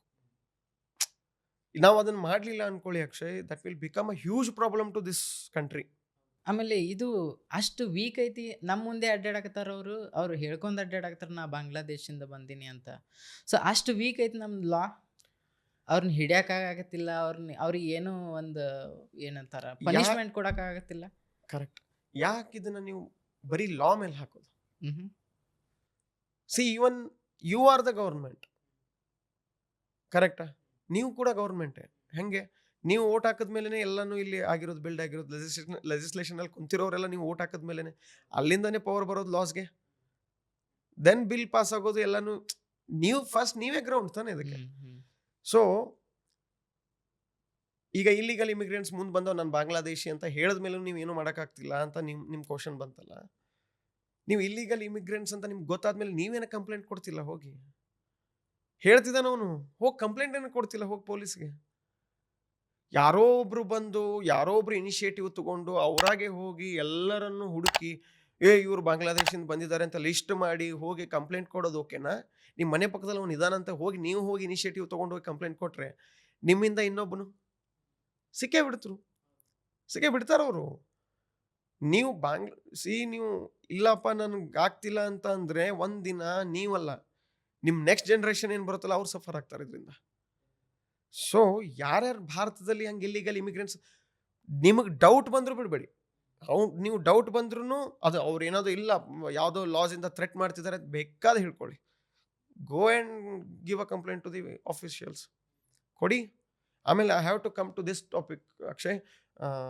ಭಾರತದಲ್ಲಿ do you really think illegal immigrants ಎಷ್ಟು ಜನ ಇದ್ದಾರೆ ಅಂತ? ಇಲ್ಲಿ ಲೆಕ್ಕದ ಪ್ರಕಾರ ಕಡಿಮೆ ಅದಾರ. ನಾನು ಹೇಳ್ತಿದ್ದೀನಿ ನಿಮ್ಮ ಪ್ರಕಾರ, I am not talking about Karnataka and Bengaluru, over all Bharat ಅಂತ ತಗೊಳ್ಳಿ. ಎಷ್ಟು ಜನ ಇಲ್ಲಿಗಲ್ ಇಮಿಗ್ರೆಂಟ್ಸು ಭಾರತಕ್ಕೆ ಬಂದು ಇಲ್ಲಿ ತನಕ ಇದ್ದಾರೆ ಅಂತ ಒಂದು ನಂಬರ್ ಹೇಳಿ ನೋಡೋಣ. ಸುಮ್ಮನೆ ಒಂದು 50,000 ಏನು ಮಾತಾಡ್ತಿದ್ದೀರಿ? 50,000. 1929 ರಿಪೋರ್ಟಲ್ಲಿ ಕೊಟ್ಟಿದ್ದಾರೆ 50,000 ಅಂತ ಹೇಳಿ. No, I am not just talking about Bangladesh is liberal ಆಗಿದ್ದು ಮೊನ್ನೆ 1970. ಸೊ ನಾನೇನು ಹೇಳ್ತಿದ್ದೀನಿ, ಇಲ್ಲಿಗಲ್ ಇಮಿಗ್ರೆಂಟ್ಸ್ ಏನು ಬಂದಿರ್ತಾರಲ್ಲ ಇವ್ರನ್ನ ಕಳಿಸೋದು ನಮ್ಮ ಕೈಲಿದೆ. ಈಗ ಜನದ ಕೈಲಿದೆ. ಈಗ ಬಂದು ಹೇಳ್ತಿದ್ದಾರೆ ಅಂದರೆ ಇಲ್ಲ ಬಾಂಗ್ಲಾದೇಶಿ ಅಂದ ತಕ್ಷಣ ಸುಮ್ಮನೆ ಕಾಮನ್ ಆಗಿ ಓಕೆ ನಡೆಯುತ್ತೆ ಅಂದ್ಕೊಂಡು ನಾವು ಕೂರೋದು ತಪ್ಪಲ್ಲ. ಯಾಕೆ ಬೇರೆಯವರೇ ಇನಿಷಿಯೇಟಿವ್ ತೊಗೋಬೇಕು, ಬೇರೆಯವರೇ ಕಂಪ್ಲೇಂಟ್ ರೇಸ್ ಮಾಡಬೇಕು, ಬೇರೆಯವರೇ ಹೋಗಿ ಅವ್ರನ್ನ ಯಾರು ಅಂತ ಹುಡ್ಕೊಂಬಂದು ಎಲ್ರಿಗೂ ಕೊಡಬೇಕು? ಯಾಕೆ ನಾವು ಹಂಗೆ ಅನ್ಕೋಬೇಕು ಇವನೇ ಹೋಗಿ ಮಾಡಿದ್ರೇನೆ ಒಳ್ಳೇದು ಅಂತ? ಯಾಕೆ ನಾವು ಈಗ ಹೋಗಿ ಕಂಪ್ಲೇಂಟ್ ಕೊಟ್ಟರು ನಮ್ಮಗೆ ಹೊಳ್ಳೆ ಕೇಸ್ ಹಾಕುವಂಥ ಪರಿಸ್ಥಿತಿ ಐತಿ. ಯಾರು ಹಾಕ್ಯಾರ್ರಿ? ಈಗ ರೀಸೆಂಟ್ ಆಗಿರೋ ಇನ್ಸಿಡೆಂಟು ಹಂಗೆ ಐತಲ್ಲ. ಸಿ ಕರ್ನಾಟಕದ ಸ್ಪೆಷಲಿ ಅಲ್ಲ, ಕರೆಕ್ಟ್ ಪಾಯಿಂಟ್. ನನಗೆ ಗೊತ್ತಾಯ್ತು ನೀವೇನು ಯಾವ ಟಾಪಿಕ್ ಮಾತಾಡ್ತಿದ್ದೀರಿ ಅಂತ ಹೇಳಿ. ಸಿ ಅಲ್ಲಿ ಕ್ವಶನ್ ಏನು ರೇಸ್ ಆಗೋದು ಅಂದರೆ, ಕಂಪ್ಲೇಂಟಲ್ಲಿ ಅವರು ಇಲ್ಲಿಗಲ್ ಇಮಿಗ್ರೆಂಟ್ಸ್ನ ಹುಡ್ಕೊಂಡು ಬಂದಮೇಲೆ ಅವ್ರ ಮೇಲೆ ಅಸಾಲ್ಟ್ ಮಾಡಿದ್ದಾರೆ ಅಂತ ಒಂದು ಕಂಪ್ಲೇಂಟ್ ಕೊಟ್ಟಿದ್ದಾರೆ. Whether it is right or not ಅದನ್ನೆಲ್ಲ ನಾನು ಮಾತಾಡಲ್ಲ. ಯಾಕೆ ಗೊತ್ತಾ, ಈಗ ಇಲ್ಲಿ ಅದನ್ನು ಮಾಡಿದರೆ ಅದು 100% ಕೋರ್ಟ್ ನೋಡ್ಕೊಳುತ್ತೆ ಅದನ್ನು. ಬಟ್ ಇಲ್ಲಿಗಲ್ ಇಮಿಗ್ರೆಂಟ್ಸ್ ಟಾಪಿಕ್ ಬಂದಿರಲಿ, ಎರಡಿದೆ ಇಲ್ಲಿ. ಸಿ ಅವ್ರ ಮೇಲೆ ಕಂಪ್ಲೇಂಟ್ ಬಂತು ಅಂದ್ರಿ, ಕಂಪ್ಲೇಂಟ್ ಓಕೆ, 100% ಕಂಪ್ಲೇಂಟ್ ಕೊಟ್ಟಿದ್ದಾರೆ. ಯಾರಿಗೆ ಗೊತ್ತು, ಮಿಸ್ಯೂಸ್ ಆಫ್ ಪವರ್ಸ್ನೂ ಇರ್ಬೋದು. ಕನ್ಫರ್ಮ್ ಆಗಿ ನಾನು ಹೇಳೋಕ್ಕಾಗಲ್ಲ, ನೀವು ಹೇಳೋಕ್ಕಾಗಲ್ಲ. ಮಿಸ್ಯೂಸ್ ಆಫ್ ಪವರ್ ಇಲ್ಲಪ್ಪ ಅವ್ರು ಮಾಡಿದ್ದು ನಿಜ ಆಗಿರ್ಬೋದು, ವಿ ಡೋಂಟ್ ನೋ, ನಮ್ಗೆ ಗೊತ್ತಿಲ್ಲ. ಅವ್ರು ಇಲ್ಲಿಗಲ್ ಇಮಿಗ್ರೆಂಟ್ಸ್ ಅಂತ ಪ್ರೂವ್ ಆಗೋ ತನಕ how can you assault someone? ನೀವು ಪ್ರೂವ್ನೇ ಆಗಿಲ್ಲ ಅವ್ರು ಇಲ್ಲಿಗಲ್ ಇಮಿಗ್ರೆಂಟ್ ಅಂತ. ಸೊ ಈ ಕ್ವಶನ್ ಬರ್ಬೋದು. ಸೊ ಒಂದ್ ಪಾರ್ಟ್ ಏನು, ಅವರು ಇಲ್ಲಿಗಲ್ ಇಮಿಗ್ರೆಂಟ್ ಅದಾರ ಅಂತ ಹೇಳಿ ಒಂದ್ ಕೇಸ್, ಇನ್ನೊಂದ್ ಕೇಸ್ ಅವ್ರ ಮೇಲೆ ಅಸಾಲ್ಟ್ ಮಾಡಿದಾರ ಅನ್ನೋದು ಕೇಸ್, ಇನ್ನೊಂದ್ ಕೇಸ್. ಸೊ ಈ ಕೇಸ್ ನಿಂತಿರೋದು ಇಲ್ಲಿಗಲ್ ಇಮಿಗ್ರೆಂಟ್ಸ್ ಮೇಲೆ ಅಲ್ಲ. ಇಲ್ಲಿಗಲ್ ಇಮಿಗ್ರೆಂಟ್ಸ್ ಮೇಲೆ ನೀವು ಯಾರ ಮೇಲೆ ಹೇಳಿದ್ರಲ್ಲ ಅದೇ ಕೋರ್ಟ್ ಚಾಲೆಂಜ್ ಆದಲ್ಲಿನೇ ಜಸ್ಟಿಸೇ ಹೇಳಿದ್ರು ಅವ್ರದ್ದು ಲಿಸ್ಟ್ ಹಾಕಿ ಎಷ್ಟು ಜನ ಇದ್ದಾರೆ ಅಂತ ಹೇಳಿ. ಮುಗೀತಲ್ಲ, ಈ ಪಾರ್ಟ್ ಸರಿತು. ಇದನ್ನ ಟ್ರಯಲ್ ಅಲ್ಲಿ ನೋಡ್ಕೊಳ್ಳಿ. ಬಟ್ ಆಕ್ಷನ್ ನಾವು ನಮ್ಮ ಮುಂದೆ ಕಾಣೋದು ಆಕ್ಷನ್ ಇದಕ್ಕೆ ಜಾಸ್ತಿ ಕೊಡಾಕತ್ತಾರ. ಇಲ್ಲಿಗಲ್ ಇಮಿಗ್ರೆಂಟ್ಸ್ ಮ್ಯಾಗ ಏನು ಆಕ್ಷನ್ ಕಾಣಕತ್ತಿಲ್ಲ ನಮಗೆ. ಎಕ್ಸಾಕ್ಟ್ಲಿ. ಈಗ ಒಬ್ರು ತಗೊಂಡಿದ್ದಾರೆ ಬೇಸ್, ಅವ್ರು ನೋಡ್ಕೊಂಡು ಮುಂದೆ ಒಂದಿನ ಸ್ಟೇಟಾಗೆ ಕ್ವಶನ್ ಮಾಡ್ಬೋದು. ಸ್ಟೇಟ್ ಕ್ವಶನ್ ಮಾಡಿದ್ಮೇಲೆ ಈ ಪವರ್ ನಿಲ್ಲುತ್ತೆ ಅನ್ಕೋತೀರ ನೀವು? ಹಿಂಗೆ ಕ್ವಶನ್ ಮಾಡೋದು ನಿಲ್ಲುತ್ತೆ ಅನ್ಕೋತೀರ? ಇಲ್ಲ. ಅದನ್ನ ಮಾಡಿ ಎಲ್ಲರೂ ಕೇಳಿ ಕ್ವಶನ್ಸ್. ಇಲ್ಲಪ್ಪ ಇವ್ನು ಅಲ್ಲಿಂದ ಬಂದಿದ್ದಾನೆ, ಇವನ ಮೇಲೆ ಒಂದು ಎಂಕ್ವೈರಿ ಮಾಡಿ ಅಂತ ಹೇಳಕ್ಕೆ ಮಾಡಿಸ್ಲಿ. ಕರೆಕ್ಟ್ ತಾನೇ ಅಕ್ಷಯ್? ನಾನು ಹೇಳ್ತಿರೋದು ನಿಮ್ಗೆ ಅರ್ಥ ಆಯ್ತಲ್ಲ? 100%. ಮಾಡ್ಲಿ, ಒಬ್ಬನಿಂದ ನಾನು ಅದನ್ನೇ ಹೇಳ್ತಿದ್ದೀನಿ. ಒಬ್ಬನ ಮೇಲೆ ಅವರು ಚೂಟಕ್ಕೆ ನಿಂತಿದ್ದಾರೆ ಅಂದ್ರೆ 100 ಜನ ನಿಂತ್ಕೊಳ್ಳಿ ಹೋಗಿ. ನಮ್ಮ ಮನೆ ಪಕ್ಕದಲ್ಲಿ ಇನ್ನೊಬ್ಬ ದೇಶದವ್ನು ಬಂದು ನಮ್ಮ ಮನೇನ ಹಾಳು ಮಾಡ್ತಿದ್ದಾನೆ ಅಂತ ತೋರಿಸಿದ್ರೆ ಯಾರು ಕೇಳ್ತಾರ? ಅದನ್ನ ಕೋರ್ಟ್ ಆಟೋಮೆಟಿಕ್ಲಿ ಕೇಳತ್ತಲ್ಲ ನಿಮ್ಮ ಮಾತು, ಇಂಕ್ವೈರಿ ಮಾಡಿಸ್ತಾರಲ್ಲ, ಗೊತ್ತಾಗತ್ತಲ್ಲ ಅವ್ರು ಎಲ್ಲಿಂದ ಬಂದು. I have to tell you this one thing. ಬಿಹಾರಲ್ಲಿ ಒಬ್ಬ ಲೇಡಿ ಮೊನ್ನೆ ಜಸ್ಟ್ ಒಂದು 6 months ಬ್ಯಾಕ್ 75 years ಲೇಡಿ ಬಂದು ನನಗೆ ಈಗ ವೋಟರ್ ID ಮಾಡಿಸ್ಕೊಡ್ಸು ಅಂತ. 75 ವರ್ಷದಿಂದ ಏನ್ ಮಾಡ್ತಿದ್ರು? ಈಗ ನಾವು ಕೊಟ್ರೆ ಸಿಟಿಜನ್ಶಿಪ್ ಭಾರತದವರಾದ್ರು. ಹೌದು, ಇಲ್ಲ, ಡೆಫಿನೆಟ್ಲಿ. ಅರ್ಥ ಆಗ್ತಿದೆನಾ? ಅಂತ ಕೇಸು ಭಾರತದಲ್ಲಿ ಸಿಕ್ಕಾಪಟ್ಟೆ ಜನ ಇದೆ. ನಾನು ಅವಾಗಲೇ ಒಂದು ನಂಬರ್ ಹೇಳಿ ಅಂದೆ ನಿಮಗೆ, 50,000 ಅಂದ್ರಿ. ನನ್ನ ಪ್ರಕಾರ more than 2 crore illegal immigrants are there in India. ನಾನು ಓದಿದ್ರ ಪ್ರಕಾರ. ಸೊ ಈಗ ನಮ್ಮ ಕಡೆ ನಂಬರ್ ಐತಿ ಅಂದ್ರೂ ಅದಕ್ಕೆ ಏನು ವ್ಯಾಲ್ಯೂ ಇಲ್ಲ. Based on reports and all, but no official report. ನಾನು ಬರೀ ಎಲ್ಲೋ ಒಂದ್ ಕಡೆ ಓದಿರೋದು, ತಪ್ಪನೂ ಆಗಿರ್ಬೋದು, ಯಾರಿಗ್ ಗೊತ್ತು, 10 ಕೋಟಿನೂ ಇರ್ಬೋದು, ಜಾಸ್ತಿನೂ ಇರ್ಬೋದು, ಕಡಿಮೆನೂ ಇರ್ಬೋದು. ಬಟ್ ಅದಕ್ಕೆ ಏನಾದರೂ ಮಾಡಬೇಕಲ್ಲ, ಏನಾದರೂ ಅದಕ್ಕೊಂದು ಸಮಿತಿ ರಚನೆ ಮಾಡಿ investigation. Very good point Akshay, seriously very good point. ನೀವು ಹೇಳಿದ್ರಿ ಒಂದು ಸಮಿತಿ ಒಂದು ರಚನೆ ಮಾಡಬೇಕಾಗಿತ್ತು ಅಂತ ಹೇಳಿ. ನಮ್ಮ government, okay, what ever government ಏನೇ ಇರಲಿ, ಅದು ಒಂದು 1965 to 72 ಸೆಕ್ಷನ್ 6A ಅಮೆಂಡ್ಮೆಂಟ್ ಆಗುತ್ತೆ. ಏನಂತ ಸರ್? ಸಿಟಿಜನ್ಶಿಪ್ ಆಕ್ಟ್ ಅಲ್ಲಿ 6A ಬಾಂಗ್ಲಾದೇಶದಿಂದ ಅಸ್ಸಾಮಿಗೆ ಬಂದ ವಲಸಿಗರೆಲ್ಲ ಇಂಡಿಯನ್ ಸಿಟಿಜನ್ಸ್ ಆಗ್ತಾರೆ ಅಂತ ಹೇಳಿ ಕೊಡ್ತಾರೆ. Same had been challenge supreme ಕೋರ್ಟಲ್ಲಿ ಅಪೇಲ್ಡ್ ಆಯಿತು 6A. ಬಟ್ ಯಾಕೆ ಆ ಲಾ ಬೇಕಿತ್ತು? ನಮ್ಮ ಭಾರತಕ್ಕೆ ಯಾಕೆ ಆ ಕಾನೂನು ಬೇಕಾಗಿತ್ತು? ಬೇಡವಾಗಿತ್ತದು. ಕರೆಕ್ಟ್ ಅಲ್ಲ? ಅವತ್ತು ನಾವು ಕರೆಕ್ಟಾಗಿ ಇನಿಷಿಯೇಟಿವ್ ತೊಗೊಂಡಿದ್ರೆ ಇವತ್ತು ಆ ಪ್ರಾಬ್ಲಮ್ ನಮ್ಗೆ ಬರ್ತಿರ್ಲಿಲ್ಲ. ಅದು I am not talking about only Bangladesh Akshay. Many of the countries ಕೆಲವೊಂದಿಷ್ಟು ಜನನ ಭಾರತದಲ್ಲಿ ಬಿಟ್ಟಿರೋದು ಇದೆ. ಎಷ್ಟೋ ಸಲ ಪ್ರೂವ್ ಆಗಿ ಹೋಗಿದೆ. ಅದು ಹಿಂದಿಲಿ ಹೇಳ್ತಾರಲ್ಲ, ಡಂಕಿ ಮಾಡ್ಕೊಂಡು ಬಂದರು ಭಾರತಕ್ಕೆ ಅಂತೇಳಿ, ಹಂಗೆ ಅದು ಆಗಿರೋದು. ಎಷ್ಟೋ ಜನ ಇದ್ದಾರೆ ಇಲ್ಲಿ ತನಕ, ನೋ ಪಾಸ್ಪೋರ್ಟ್, ನೋ ಇದು no Aadhaar card, no voter ID, nothing. Still they are here, they are ಅವ್ರಿಗೆ ಏನು ಬೇಕೋ ಅದನ್ನು ಮಾಡ್ಕೊಂಡಿದ್ದಾರೆ. ಆರಾಮಾಗಿ ಅವ್ರ ಪರ್ಪಸ್ನ ಸರ್ವ್ ಮಾಡ್ಕೊತಿದ್ದಾರೆ. ಅವರಿಗೆ ಲೈಟ್ ಕರೆಂಟ್ ಎಲ್ಲಾನು, LPG ಗ್ಯಾಸ್ ಎಲ್ಲಾನು. ಇದು ಹಿಂಗೆ ಆದರೆ ಐ ಟೆಲ್ ಯು, ಮುಂದೊಂದು ದಿನ ಭಾರತದಲ್ಲಿ ನಾವಿದ್ವಾ ಅವ್ರಿದ್ವಾ ಅನ್ನೋದೇ ಗೊತ್ತಾಗಲ್ಲ ನಿಮಗೆ. ಸೊ 1900 ಹಿಸ್ಟ್ರಿಗೆ ಹೋದರೆ 10th century ಮೊಹಮ್ಮದ್ ಗಜ್ನಿ ಹೆಂಗೆ ಬಂದ್ರಲ್ಲ, ಅಲ್ಲಿಂದನೇ ಶುರು ಆಗಿದ್ದು ಇಲ್ಲಿಗಲ್ ಇಮಿಗ್ರೇಷನ್. ಅಲ್ಲಿಂದ ಶುರುವಾಗಿ ಇಲ್ಲಿ ತನಕ ಬಂತದು, ಇನ್ನೂ ನಡೀತಿದೆ ಅದು. ಬರೋದು, ದೋಚ್ಕೊಳ್ಳೋದು, ಹೋಗೋದು ಭಾರತದಿಂದ. ನಾವು ಕ್ವಶನ್ ಮಾಡ್ಬೇಕಾದವ್ರು ಏನು ಅಂದರೆ, ಪಾಪ ಅವ್ನು ಕೇಳ್ದ, ಇವ್ನು ಕೇಳ್ದ, ನಾವೆಲ್ಲಿ ಕೇಳಿದ್ವಿ ಇಲ್ಲಿ ತನಕ ಅನ್ನೋದು ಅದೇ ದೊಡ್ಡ ಕ್ವಶನ್ ಮಾರ್ಕ್. ಇಲ್ಲಿ ಕೇಳಿ, ನೀವು ರೇಸ್ ಮಾಡಿ ವಾಯ್ಸ್ನ, ಆನ್ಸರ್ ಮಾಡತ್ತವಾಗ. ಎಲ್ಲರೂ ಆನ್ಸರ್ ಮಾಡಬೇಕು. As already I said Akshay, more than 2 crores illegal immigrants ಅದಾರಂತೆ ತೊಗೊಂಡೆ ನಿಮ್ಗೆ. ಅದರೊಳಗೆ ಒಂದು 50% ಕನ್ಸಿಡರ್ ಮಾಡಿದ್ರು ಅಷ್ಟೊಂದು ಪೊಲೀಸ್ ಇಲ್ಲ ನಮ್ಮ ಭಾರತದಲ್ಲಿ. ಅಷ್ಟೊಂದು ಪೊಲೀಸ್ ಇಲ್ಲ. ಇವ್ರನ್ನ ಹ್ಯಾಂಡಲ್ ಮಾಡಿ, ಇವ್ರನ್ನೆಲ್ಲ ಹುಡುಕಿ ನಾವೆಲ್ಲ ಕಂಪ್ಲೇಂಟ್ ಕೊಡ್ತೀವಿ. ನಾವು ಈಗ ಅಂದೆ ನನಗೆ ಹೋಗಿ ಇನಿಷಿಯೇಟ್ ತೊಗೊಂಡು ಕಂಪ್ಲೇಂಟ್ ಕೊಟ್ಬಿಡಿ ಅಂತ ಹೇಳಿ. ಇನಿಷಿಯೇಟ್ ಕಂಪ್ಲೇಂಟ್ ಕೊಟ್ಮೇಲೆ ಅದೇ ಹೇಳಿದ್ನಲ್ಲ, ಅಷ್ಟೊಂದು ಜನ ಇವ್ರನ್ನ ಹ್ಯಾಂಡಲ್ ಮಾಡೋಕ್ಕೆ ನಮ್ಮ ಹತ್ರ ಫೋರ್ಸ್ ಇಲ್ಲ. You getting my point? ಇವ್ರನ್ನ ನಾವು ಹೊರಗಡೆ ಹಾಕಬೇಕು ಅಂದರೆ, we want a special task force to depart them. Same ನೋಡಿದ್ರೆ, ಯಾಕೆ ನಾನು ಅವಾಗಲೇ ನಿಮಗೆ ಅದನ್ನು ಹೇಳಬೇಕು ಅಂದ್ಕೊಂಡೆ. ಯುನೈಟೆಡ್ ಸ್ಟೇಟ್ಸ್ ಆಫ್ ಅಮೇರಿಕಾದಲ್ಲಿ already they had one task force. ಈ ಇಲ್ಲಿಗಲ್ ಇಮಿಗ್ರೆಂಟ್ಸ್ ಬಂದ ಮೇಲೆ ಅವ್ರನ್ನ ಅಲ್ಲಿಂದ ಕಿತ್ತಾಕಕ್ಕೇನೆ ಒಂದು ಫೋರ್ಸ್ ಇದೆ ಅವ್ರದ್ದು. ಸೊ ಅಂಥ ಫೋರ್ಸ್ನ ನಮ್ಮ ಭಾರತಕ್ಕೆ ಕೊಟ್ಟರೆ 100% ಎಷ್ಟು ಆರ್ಮೀಸ್ ಜಾಸ್ತಿ ಇದ್ದಾರೆ, ಪೊಲೀಸ್ ಜಾಸ್ತಿ ಇದ್ದಾರೆ. ಇದೊಂದು ಫೋರ್ಸ್ ಬಂತು ಅಂದ್ಕೊಂಡ್ರೆ, ಆಲ್ರೆಡಿ ಇವ್ರು ಆರ್ಮಿ ಬಾರ್ಡರ್ ಕಾಯ್ತಿರ್ತಾರೆ, ಅವರು ಪೊಲೀಸ್ ಸ್ಟೇಟಲ್ಲಿ ಏನಾಗ್ತಿದೆ ಅವ್ರು ಕಾಯ್ತಿರ್ತಾರೆ. ಈ ಟಾಸ್ಕ್ ಫೋರ್ಸ್ ಏನು ಮಾಡುತ್ತೆ ಅಂದರೆ, ಆಲ್ರೆಡಿ ಅಲ್ಲಿಂದ ಬಂದವರು, ಒಳಗಡೆ ಎಂಟ್ರಿ ಆದವರು, ಅವ್ರನ್ನ ಡಿಟೆಕ್ಟ್ ಮಾಡೋದು, ಅವ್ರನ್ನ ಡಿಟೆಕ್ಟ್ ಮಾಡಿ ಅದೇ ಮೊನ್ನೆ ಆದಂಗೆ ಸಭಾನಾಗ ಹೇಳಿದ್ರಲ್ಲ, ಡಿಟೆಕ್ಟ್ ಡಿಲೀಟ್ ಆ್ಯಂಡ್ ಡಿಪಾರ್ಟ್. ಹಂಗೆ ಡಿಟೆಕ್ಟ್ ಮಾಡೋದು, ಅವ್ರ ಲಿಸ್ಟ್ನ ಎಂಕ್ವೈರಿ ಮಾಡೋದು, ಅವ್ರನ್ನ ಲಿಸ್ಟಿಂದ ಹೆಸರನ್ನ ಕಿತ್ತಾಕೋದು, ಕಳಿಸೋದು. US ಅದೊಳಗೆ ಟ್ರಂಪ್ ಹೆಂಗೆ ಅಗ್ರೆಸಿವ್ಲಿ ವರ್ಕ್ ಹೇ ಮಾಡಕತ್ತಾನ. ಅದೇ ಹೇಳ್ತಿದ್ದೀನಿ, ಹಂಗೆ ನಮ್ಮವ್ರು ಮಾಡಿದ್ರೆ ಅಂದ್ರೆ ಇಲ್ಲಿನ ಜನ, ಅಯ್ಯೋ ಎಷ್ಟು ಜನ ಹೋಗ್ತಾರೆ ಗೊತ್ತಾ? ಪಾಪ್ಯುಲೇಷನ್ ಹಿಂಗಿದ್ದು ಹಿಂಗೆ ಇಳಿತದ. ಅಷ್ಟೊಂದು ಜನ ಇಲ್ಲಿಗಲ್ ಇಮಿಗ್ರೆಂಟ್ಸ್ ಇದ್ದಾರೆ, ಅಷ್ಟೊಂದು ಜನಕ್ಕೆ ಆಧಾರ್ ಕಾರ್ಡ್ ಕೊಟ್ಟಿದ್ದೀವಿ, ಅಷ್ಟೊಂದು ಜನ ವೋಟರ್ ಐ ಡಿ ಕೊಡ್ತಿದ್ದೀವಿ, ಅವರಿಗೆಲ್ಲ ಇಂಡಿಯನ್ ಸಿಟಿಜನ್ಸ್ ಅಂತ ಹೇಳಿ ಸಪ್ರೇಟಾಗಿ ರಿಪೋರ್ಟೇ ಕೊಡೋಕ್ಕೆ ಇದು ಅವ್ರಿಗೆ ಒಂದು ಐಡೆಂಟಿಟಿನೇ ಕೊಡೋಕ್ಕೆ ಶುರು ಮಾಡಿಬಿಟ್ಟಿದ್ದೀವಿ. ಇದನ್ನ ಸ್ಟಾಪ್ ಮಾಡಲಿಲ್ಲ ಅಂದರೆ ಮುಂದೆ ಒಂದಿನ ನಾವು ದೇಶ ಬಿಡಬೇಕಾಗತ್ತೆ. ಅಂದರೆ ಅಷ್ಟೊಂದು ನಮ್ಮನ್ನು ಹೊರಗೆ ಹಾಕ್ತಾರೆ. ಆ್ಯಕ್ಚುಲಿ ನಮ್ಮ ಲ್ಯಾಂಗ್ವೇಜ್ನಾಗ ಹೇಳ್ಕೊಂಡ್ರೆ ನಮ್ಮನ್ನು ಹೊರಗೆ ಹಾಕ್ತಾರೆ ನೆಕ್ಸ್ಟ್ ಡೇ. ಸೊ ಅದಕ್ಕೆ ವಿ ಹ್ಯಾವ್ ಟು ಸ್ವಲ್ಪ ನಮ್ಮ ಗೌರ್ಮೆಂಟ್ ಸ್ವಲ್ಪ ಇನಿಷಿಯೇಟ್ ತೊಗೊಂಡು, ಆಲ್ರೆಡಿ ತೊಗೊಂಡಿದ್ದಾರೆ, ಬಟ್ ಸ್ಟಿಲ್ ಸ್ವಲ್ಪ ಅಗ್ರೆಸಿವ್ ಆಗಿರಲಿ. ಹೊರಗಕ್ಕೆ ಹಾಕಕ್ಕೆ ಏನು ಬೇಕು ಅಷ್ಟೊಂದು. ಕ್ಯಾನ್ಸರಿಗೇ ಇದನ್ನು ಬಂತು, ಔಷಧಿ ಬಂತು, ಯಾಕೆ ಇನ್ನೂ ನಮ್ಮ ಸೊಸೈಟಿಲಿ ಹುಡ್ತಿರೋ ಇಂಥ ಕ್ಯಾನ್ಸರ್ಗೆ ಯಾಕೆ ಔಷಧಿ ಬರ್ತಿಲ್ಲ ಅನ್ನೋ ಕ್ವಶನ್ ರೇಸ್ ಆಗುತ್ತೆ. ಸೊ ಹಂಗಾಗಿ ಇಲ್ಲ, ನಮ್ಮ ಗೌರ್ಮೆಂಟ್ಸ್ ಎಲ್ಲ ನೀವು ಹೇಳ್ದಂಗೆ ಅಗ್ರೆಸಿವ್ ಆಗಿ ಕೆಲಸ ಮಾಡಲೇಬೇಕು ಇದ್ರ ಬಗ್ಗೆ.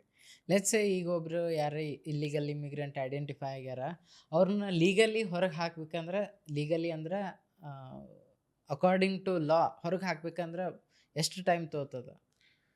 It will take time Akshay. ಅದೆಲ್ಲ ಇಮಿಡಿಯೇಟ್ ಆಗಬೇಕು ಅನ್ನೋದನ್ನು ಈಗ ನೀವು ಪ್ರೂವ್ನೇ ಆಗಿಲ್ಲ. ಪಾಪ ಅವ್ರು ಇಲ್ಲಿಗಲ್ ಇಮಿಗ್ರೆಂಟ್ ಅಂತಾನೆ ಪ್ರೂವ್ನೇ ಆಗಿಲ್ಲ ಅಂದಮೇಲೆ ಇವ್ನು ನಂಗೆ ಡೌಟ್ ಬಂದಿದೆ, ಇವ್ನ ಹೊರಗೆ ಹಾಕ್ಬಿಡೋಣ ಅಂತ ಹೇಳಿದ್ರೆ ಆಗಲ್ಲ. ಅದು ಇಂಕ್ವೈರಿ ಆಗಬೇಕು, ಅದ್ರ ಪ್ರಕಾರ ಪಾಪ ಅವನೇನು ಸಬ್ಮಿಟ್ ಮಾಡ್ತಾನೆ ನೋಡೋಣ, ಅವನಿಗೆ ಒಂದು ಚಾನ್ಸ್ ಕೊಡಬೇಕು. So principle of natural justice ಗೊತ್ತಲ್ಲ, ನೀವು ಒಬ್ಬರಿಗೆ ಒಂದು ಶೋಕಾಸ್ ಕೊಟ್ಟಿದ್ದೀರ ಅಂದರೆ ಅವ್ನು ರಿಪ್ಲೈ ಕಾಯಬೇಕು, ಅವನ ಹಿಯರಿಂಗ್ ಕರಿಬೇಕು. ಹಿಯರಿಂಗ್ ಕರೆದು ಅವನದೇನು ಗ್ರೀವಿಯನ್ಸ್ ಇದೆ, ಅವನೇನಕ್ಕೆ ಇಂಡಿಯಾಕ್ಕೆ ಬಂದಿದ್ದ, ಅವ್ನ ಸಿಟಿಜನ್ಶಿಪ್ ತೊಗೊಂಡಿದ್ದಾನ ಇಲ್ವಾ, ಇಲ್ಲ ಇಂಡಿಯಾ ಸಿಟಿಜನ್ ಇದಾನ ಇಲ್ವಾ, ಅದನ್ನೆಲ್ಲ ಕೇಳಬೇಕು. ಅದನ್ನು ಕೇಳಿದ್ಮೇಲೆ ಎಸ್ ಇವನು, ಅದಾದಮೇಲೆ ಇಲ್ಲಪ್ಪ ಇವನು ಇಂಡಿಯನ್ ಸಿಟಿಜನ್ ಅಲ್ಲ ಅಂತ ಗೊತ್ತಾದ್ಮೇಲೆ ಅವನ್ನ ಕಳಿಸ್ಬೇಕು. ಹಂಗಿರುತ್ತದು ಆ process. At least it will take ಒಂದು 6-7 months ಆದರೂ ತೊಗೊಳುತ್ತೆ. ಅದನ್ನೆಲ್ಲ ಆಗಬೇಕಲ್ಲ. ಇಂಡಿಯಾದಲ್ಲಿ ಫಸ್ಟ್ ಐಡೆಂಟಿಫೈ ಮಾಡೋದೇ ಚಾಲೆಂಜಿಂಗ್. ಮೋರ್ ದೆನ್ 120 crore ಜನಸಂಖ್ಯೆ ಇದ್ದೀವಿ. ಅದರಲ್ಲಿ ಒಂದು 3-4 ಕೋಟಿ ಬರೀ ಇವರೇ ಇದ್ದಾರೆ. 3-4 ಕೋಟಿ ಇದನ್ನು ನಾವೆಲ್ಲ ತಗೋಬೇಕು ಅಂದರೆ ಅದಕ್ಕೊಂದು ಸಪ್ರೇಟಾಗಿ ಬೋರ್ಡ್ ರೆಡಿ ಆಗಬೇಕು, ಅದಕ್ಕೊಂದು ಸಪ್ರೇಟಾಗಿ ಇಂಕ್ವೈರಿ ಪ್ರೊಸೆಸ್ ಆಗಬೇಕು, ಅದು ಸಪ್ರೇಟಾಗಿ ಎಲ್ಲ ಟ್ರಯಲ್ ಆಗಬೇಕು. ಅದಾದಮೇಲೆ ಆಬ್ವಿಯಸ್ಲಿ. ಬಟ್ ನಾನೇನು ಹೇಳ್ತಿದ್ದೀನಿ, ಇದನ್ನೆಲ್ಲ ಆಗಬೇಕು ಅಂದರೆ ಫಸ್ಟ್ ಇನಿಷಿಯೇಟಿವ್ ತೊಗೋಬೇಕು. ಫಸ್ಟ್ ಇನಿಷಿಯೇಟಿವ್ ತೊಗೋಬೇಕಂದ್ರೆ ಯಾವನಾದರೂ ಹೋಗಿ ಅಲ್ಲಿ ಕಂಪ್ಲೇಂಟ್ ಮಾಡಬೇಕು, ನನ್ನ ಪಕ್ಕದಲ್ಲಿ ಇಂಥವನಿದ್ದಾನೆ ಅಂತ ಹೇಳಿ. This is what I am trying to ಸೇ.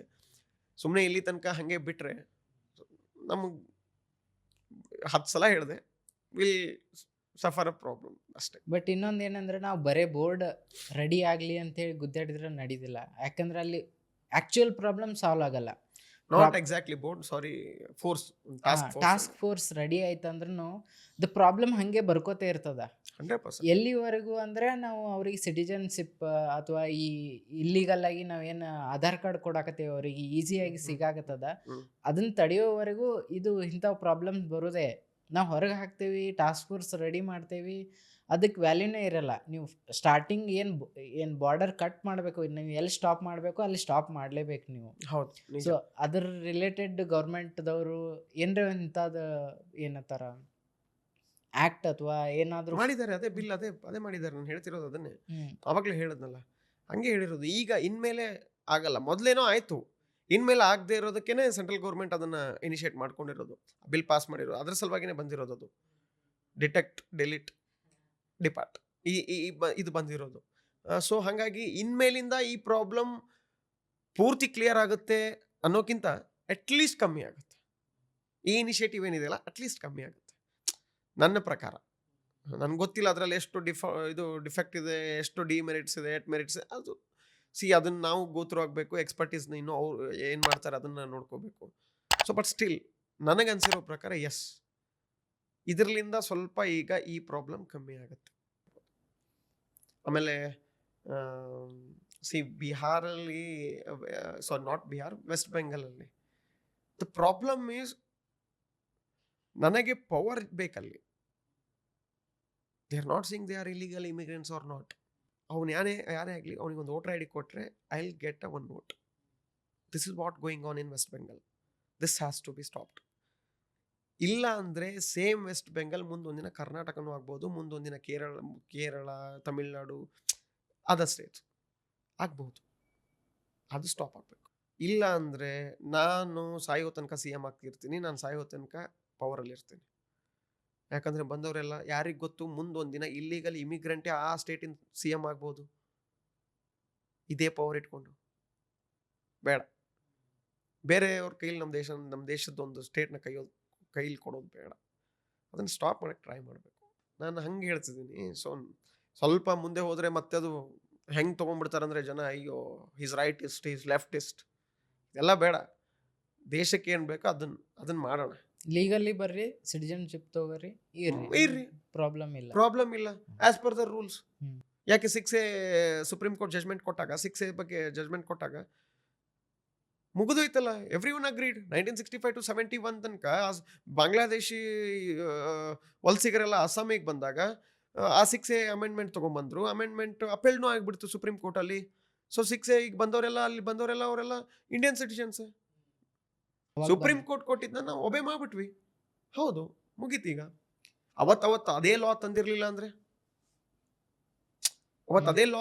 ಅಂದರೆ ಈ ಪ್ರಾಬ್ಲಮ್ ಇರ್ತಿರ್ಲಿಲ್ಲ. ಓಕೆ, ಬಟ್ ತಂದು ಸುಪ್ರೀಂ ಕೋರ್ಟ್ ತನಕ ಹೋಗಿ ಆಲ್ರೆಡಿ 6A ಅಪೆಲ್ಡ್ನೂ ಆಗಿ ನಾವು ಇಲ್ಲಪ್ಪ ಅವರು ಬಾಂಗ್ಲಾದೇಶಿ ವಲಸಿಗರು, so they are illegal immigrants ಹೊರಗಡೆ ಹಾಕಿದ್ರೆ ಹಾಕಲ್ಲ.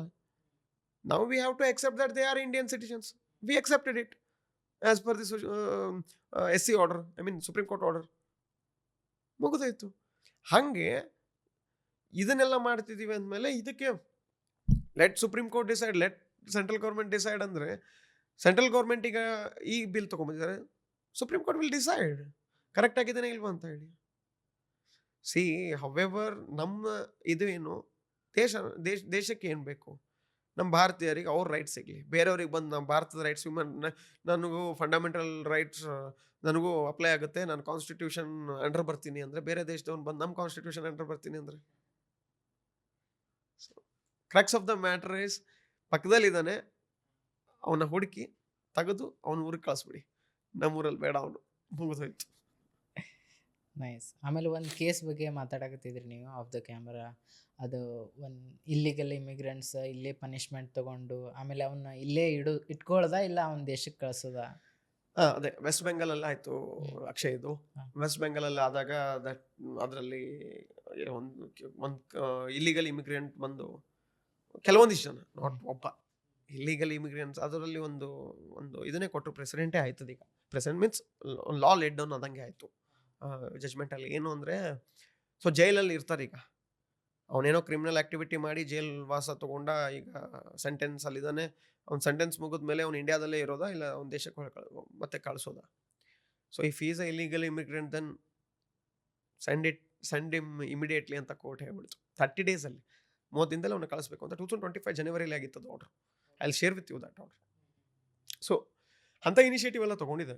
ಆಮೇಲೆ ಗೌರ್ಮೆಂಟ್ಸ್ ಇನಿಷಿಯೇಟಿವ್ ತೊಗೊಳುತ್ತೆ. ಅದೇ ಪ್ರಾಬ್ಲಮ್ ಏನು ಅಂದರೆ, we don't have a man power to handle this things. ಏನಾಗ್ತಿದೆ, only police constables, that to constables, they have to approach them, they have to ask all the records from them, they have to get all the records from them. ಅದು ಏನಾಗ್ಬಿಡ್ತಿದೆ, police ಒಬ್ಬರೇ ಆಗ್ತಿದ್ದಾರೆ. So police ನನಗೂ ಅನಿಸುತ್ತೆ ಪಾಪ ಭಾಳ ಕೆಲಸ ಮಾಡ್ತಾರ್ರಿ ಅದರಲ್ಲಿ ಇದೊಂದು. ಸೊ ಹಂಗಾಗಿ ಒಂದು ಸ್ಪೆಷಲ್ ಟಾಸ್ಕ್ ಫೋರ್ಸ್ ಬಂತು ಅಂದ್ಕೊಳ್ಳಿ, ಒಂದು ಫೋರ್ಸ್ ಫಾರ್ಮ್ ಹಿಡಿದು ತೆಗಿತಾರೆ ಅವರು, ಟಾಸ್ಕ್ ಫೋರ್ಸ್ದವರು.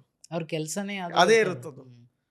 ಸೊ ಎಷ್ಟೊಂದಿದೆ, ಲೋಕಾಯುಕ್ತ ಇದೆ, ಬೇರೆ ಕಡೆ ಎಲ್ಲ ECB ಇತ್ತು, ನಮ್ಮದು ECB ಇತ್ತು, ಬಟ್ ಲೋಕಾಯುಕ್ತ ನೆಕ್ಸ್ಟ್ ಸಬ್ಸಿಕ್ವೆಂಟ್ಲಿ ಮತ್ತೆ ಲೋಕಾಯುಕ್ತ ಆಗೋಯ್ತು. ಸೊ ಹಾಗಾಗಿ ಬೇರೆ ಕಡೆ ಎಲ್ಲ ಒಂದೊಂದು ಹೆಂಗೆ ಅಂದರೆ, ಬೇರೆ ಬೇರೆ ಲಾಸ್ ಇದೆ ಪರ್ಟಿಕ್ಯುಲರ್ ಡಿಪಾರ್ಟ್ಮೆಂಟಿಗೆ ಇದನ್ನು ಕ್ಯೂರ್ ಮಾಡೋಕ್ಕೆ. Why not to this illegal immigrants? 100%. So need of country ಅದೊಂದೊಂದು ಆಗಬೇಕು ಭಾರತದಲ್ಲಿ. ಅದೊಂದು ಆದರೆ ಬಹಳ ಒಳ್ಳೆಯದಾಗುತ್ತೆ.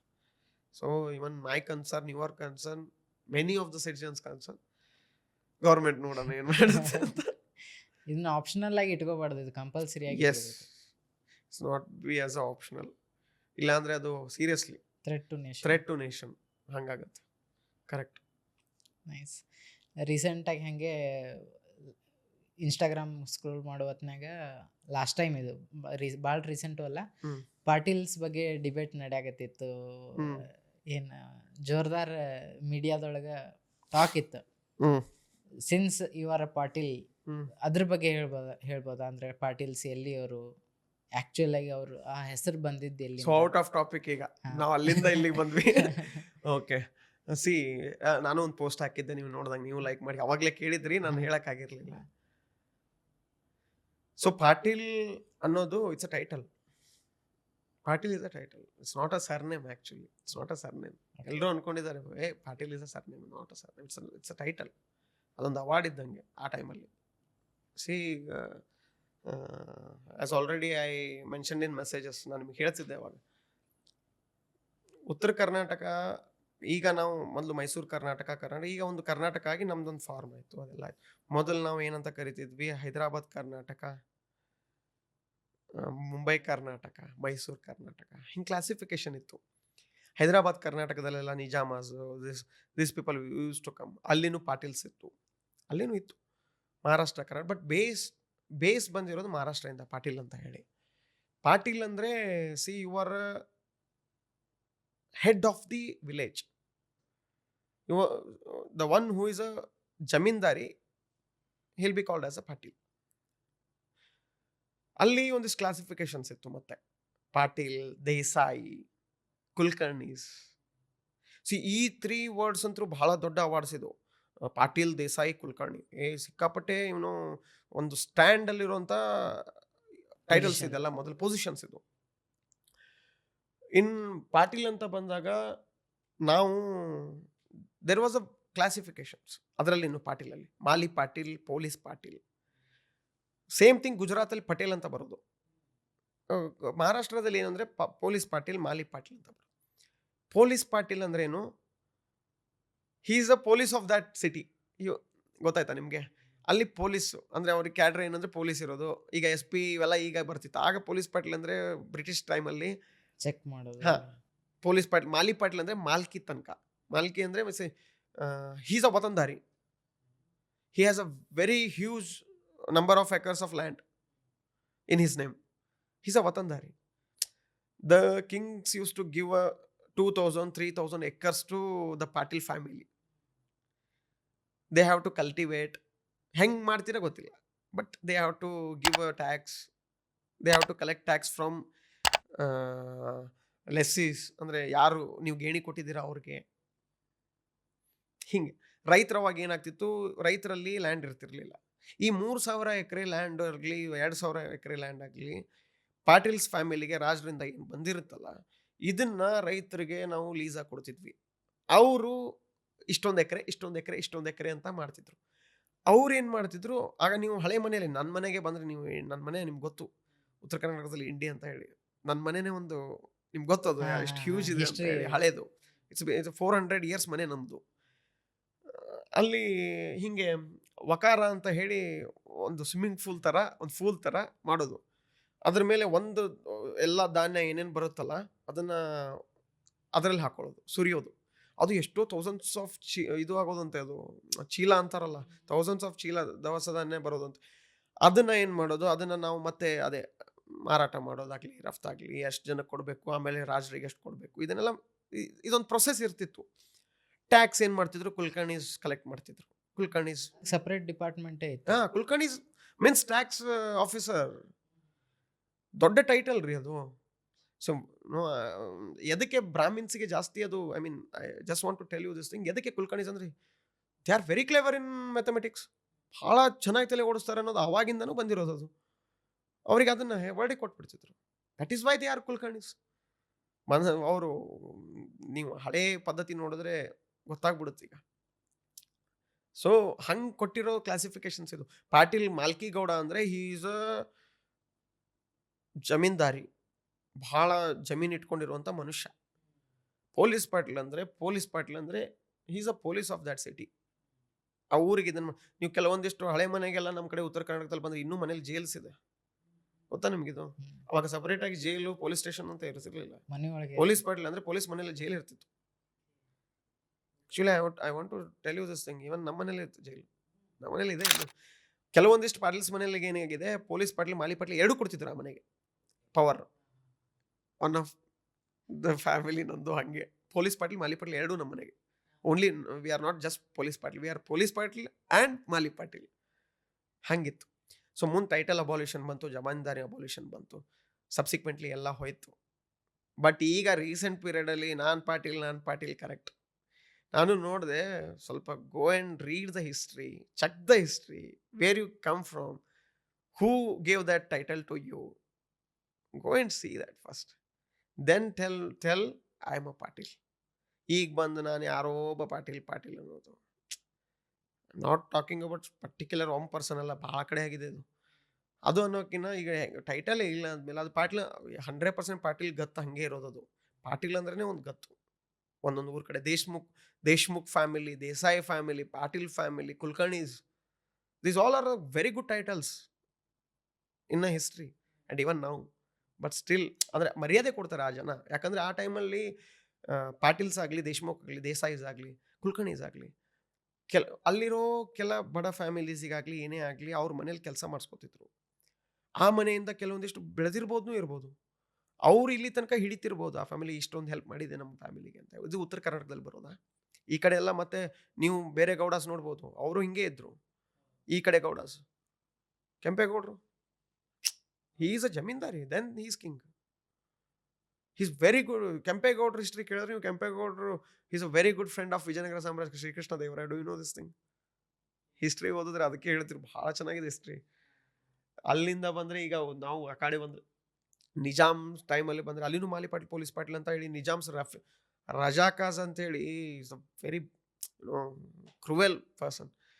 ಹೀ used to handle all this things ಅಲ್ಲಿ ನಿಜಾಮ್ಸ್ ಟೈಮಲ್ಲಿ ಹೈದರಾಬಾದಲ್ಲಿ. ಅದ್ರ ಬಗ್ಗೆ ನೀವು ಏನಾದರೂ ಮುಂದೆ ಕರೆದ್ರೆ ನಾನೊಂದು ಇದನ್ನೇ ಬರಿತೀನಿ ಅದ್ರ ಬಗ್ಗೆ. ಅಲ್ಲ ಹೇಳ್ತಿದ್ದೀನಿ, ವಾಸ್ಟ್ ಟಾಪಿಕ್, ಭಾಳ ವಾಸ್ಟ್ ಟಾಪಿಕ್. ನಿಮಗೆ ಅಲ್ಲಿ ಸೊ ಅದೇ ಹೆಂಗೆ ಅಂದರೆ Patil Deshmukh coming to this point, Patil ಮತ್ತು Desai, Deshmukh, Kulkarnis, they used to have a huge homes. ಭಾಳ ದೊಡ್ಡ ವಾಡೆ ಅಂತ ಕರಿತಿದ್ರು. ವಾಡೆ ಆ ಮನೆತನ ಇರೋದು. ಊರಲ್ಲಿರೋ ಎಲ್ಲ ಹಬ್ಬ, ಮುಸ್ಲಿಮ್ಸ್ ಹಬ್ಬ ಆಗಿರಲಿ, ಹಿಂದೂ ಹಬ್ಬ ಆಗಿರಲಿ, ಎಲ್ಲ ಚಾರ್ಜಸ್ ಅವ್ರಿಗೆ ಕೊಡ್ತಿದ್ರು. ಇಲ್ಲಿವರೆಗೂ ಫಾಲೋ ಮಾಡ್ತಾರೆ. 100% ಸರ್. ಕಾನ್ಸ್ಟಿಟ್ಯೂಷನ್ ಎಲ್ಲ ಓಕೆ, ಬನ್ನಿ ಊರಲ್ಲಿ. ಐ ಟೆಲ್ ಯು, ನಾನು ಹುಬ್ಳಿಲಾಗಿರಲಿ, ಬೆಂಗಳೂರಲ್ಲಾಗಿರಲಿ, ಎವ್ರಿಥಿಂಗ್ ಈಸ್ ಓಕೆ. ನಾನು ಹಬ್ಬಕ್ಕೆ ನಾನು ಊರಿಗೆ ಹೋಗ್ತೀನಿ. ಯಾಕೆ ಗೊತ್ತಾ? ಮೊಹರಮ್ ಮಾಡ್ತಾರೆ ನಮ್ಮ ಊರಲ್ಲಿ. ಮೊಹರಮ್ ಇಟ್ಸ್ ಮುಸ್ಲಿಂ ಕಲ್ಚರ್, ಇದು ಹಬ್ಬ, ಇಸ್ಲಾಂ ಕಲ್ಚರ್ ಹಬ್ಬ. ನಮ್ಮ ಹಬ್ಬದಲ್ಲಿ ಒಂದು 6 to 7 lakh ಮುಸ್ಲಿಮ್ಸ್ ಕೂಡಿರ್ತಾರ ಹಬ್ಬಕ್ಕೆ, ಮೊಹರಮ್ಗೆ. ಪಾಟೀಲ್ಸ್ ಅಲ್ಲ, ನೀವು ಹೇಳ್ದಂಗೆ ಆ ಊರ್ ಪಾಟೀಲ್ಸ್ಗೆ ಚಾರ್ಜ್ ಇರುತ್ತೆ. ಇಲ್ಲಿ ತನಕ ನಾವು ಹೋಗಿ ದೇವ್ರ ಪೂಜೆ ಮಾಡೋ ತನಕ ಅವ್ರ ಪೂಜೆ ಮಾಡಲ್ಲ, ಸ್ಟಾರ್ಟ್ ಮಾಡಲ್ಲ. ಇಷ್ಟೊಂದು ನಾನು ಹೇಳ್ತಿದ್ದೀನಿ. ಆಮೇಲೆ ಒಂದು ಊರಿನ ಹಬ್ಬ, ಊರಿನ ಜಾತ್ರೆ ಆಗಿರಲಿ, ಆ ಜಾತ್ರೆಗೆ ನಾವು ಹೋಗಿ ಒಂದು ಪೂಜೆ ಮಾಡೋ ತನಕ ಇಲ್ಲಿ ತನಕ ಜಾತ್ರೆ ಆಗಲ್ಲ. ಈ ಕಸ್ಟಮ್ ಪ್ರಾಕ್ಟೀಸ್ ಇನ್ನೂ ನಡೀತಿದೆ. This is what Patil gives you. You're getting my point. I'm Patil. Please call you as a Patil. Who cares? See, power ಕೊಡೋದು ಜನ, ಪಾಟೀಲ್ ಅಂತ ಕರೆಯೋದು ಜನ. ಪಾಟೀಲ್ ಅಂತ ಪವರ್ ಬರೋದು ಆ ಟೈಮಲ್ಲಿ ಒಂದು ರೆಕಾರ್ಡ್ಸ್ ಇರ್ತಿತ್ತು. They used to give a certificate to you, Patil ಅಂತ ಹೇಳಿ. Even I have that certificate, I share with you. Okay, certificate ಇದ್ರೆ ಸರ್ಟಿಫಿಕೇಟ್ ಇನ್ 1700 ಕೊಟ್ಟರು certificate. 3 years back the king family gave a certificate also. Okay ಹಿಂಗಿದಿರೋದು ಅದು. ಈಗ ಬಿಡಿ, ಅದೇನದು, ಅದು ಹೆಸರು ಬರುತ್ತೆ ಅಂದ್ರೆ ನಾನು ಪಾಟೀಲ್ ಆಗ್ತೀನಿ, ಇನ್ನೊಬ್ನು ಪಾಟೀಲ್ ಆಗ್ತಾನೆ. ಬಟ್ ಅದು ಈಗ ಸ್ಲೋಲಿ ಹೋಗಾಕತ್ತದ್ರಿ, ಅದ್ರದ್ದು ಹೋಗುತ್ತದು. ಸಿ ಇವೆಂಚುವಲಿ ಏನು ಅಂದರೆ, ಮುಂದೆ ಜನ ಯಾರು ಹಿಸ್ಟ್ರಿನ ತಲೆಯಲ್ಲಿ ಇಟ್ಕೊಳ್ಳಲ್ಲ, ನಿನ್ನ ಮೂವ್ ಆಗಬೇಕು, ನಿನ್ನ ಪಾಡಿಗೆ ನೀನು ಮುಂದೆ ಹೋಗ್ಬೇಕು. ಇವನ್ ನಾವು ಅದನ್ನೇ ಮಾಡಬೇಕು. But still we have to remind our history. ಬಿಡಬಾರ್ದು, ಕಸ್ಟಮ್ ಪ್ರಾಕ್ಟೀಸ್ ಬಿಡಬಾರ್ದು, ಹಿಸ್ಟ್ರಿನ ನೆನಪಾರಬಾರ್ದು. ಯಾರು ಆ ಊರಿಗೆ ಆ ಇದಕ್ಕೆ ಏನೇನು ಹೆಲ್ಪ್ ಮಾಡಿದ್ರು ನೆನಪಾರಬಾರ್ದು. ಯಾರ್ದು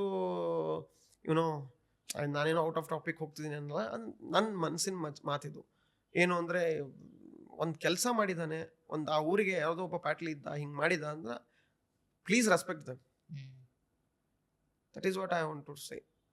and thank you for this Akshay. Actually ಈ ಟಾಪಿಕ್ ತೆಗ್ದಿರೋದು ಭಾಳ ಚೆನ್ನಾಗೈತೆ ನನಗಿದು. ಇದನ್ನ ಹೇಳಬೇಕಾಗಿತ್ತು, ಯಾವತ್ತೋ ಒಂದಿನ ಹೇಳ್ತೀನಿ ಅನ್ಕೊಂಡಿದ್ದೆ, ಇವತ್ತು ಹೇಳಿಸ್ಬಿಟ್ರಿ. ನೈಸ್. Thank you sir. ಒಳ್ಳೆ ನೀವು ಅಷ್ಟೇ ತೂಕ ತಗೊಂಬಂದ್ರಿ ಪಾಡ್ಕಾಸ್ಟಿಗೆ.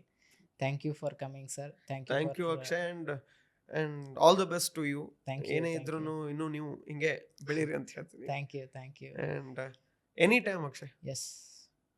And I just want to tell all the peoples to see this video and share this video as much as. Yes, share ಮಾಡಿರಿ, ಸಬ್ಸ್ಕ್ರೈಬ್ ಮಾಡಿರಿ. ಆಮೇಲೆ ಇವ್ರಿಗೇನಾದರೂ ಕಾಂಟ್ಯಾಕ್ಟ್ ಮಾಡ್ಬೇಕಂದ್ರೆ ಅವ್ರದ್ದು ಇನ್ಸ್ಟಾಗ್ರಾಮ್ ಇದು ಹಾಕಿರ್ತೀನಿ. ಮೇ ಬಿ ನಿಮ್ಮ ಇಮೇಲ್ ಅಡ್ರೆಸ್. No issue. ನಾನು ನಿಮ್ಗೊಂದು ನಂದು ID ಕಾರ್ಡ್ ಕೊಡ್ತೀನಿ. ಎಸ್, ಅವ್ರ ಡೀಟೇಲ್ಸ್ ಹಾಕಿರ್ತೀನಿ ಡಿಸ್ಕ್ರಿಪ್ಷನ್ದಾಗ, ಹೋಗಿ ಚೆಕ್ ಮಾಡಿರಿ.